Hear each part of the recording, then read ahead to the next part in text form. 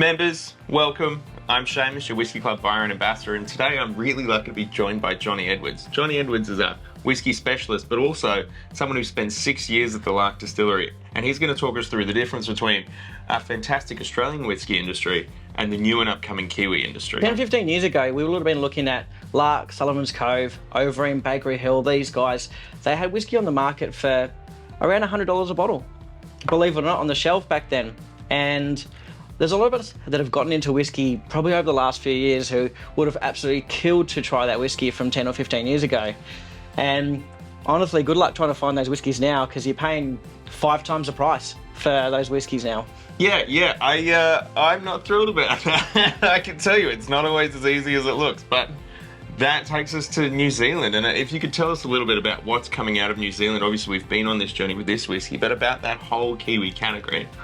It's a great question. I think so exciting for us to be able to see a new region coming into play here.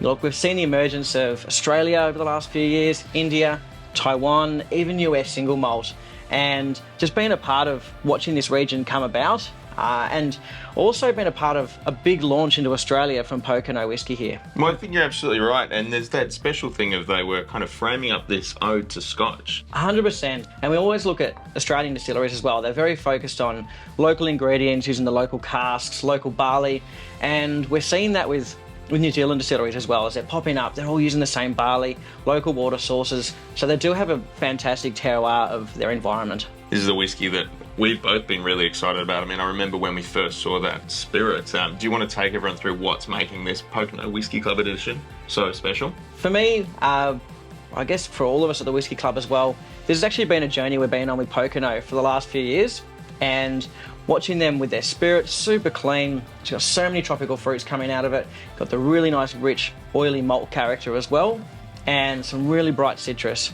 I'd say it's very reminiscent of a classic Speyside. Yeah, it's got that heavy fruit, but also that heavy malt base. And I think 46% non-chill filter, natural colour. It's kind of showing the whiskey in its best light. That's something that we've both been incredibly excited about. So if I could say a massive cheers from Jonnie and I and everyone here at the Whisky Club.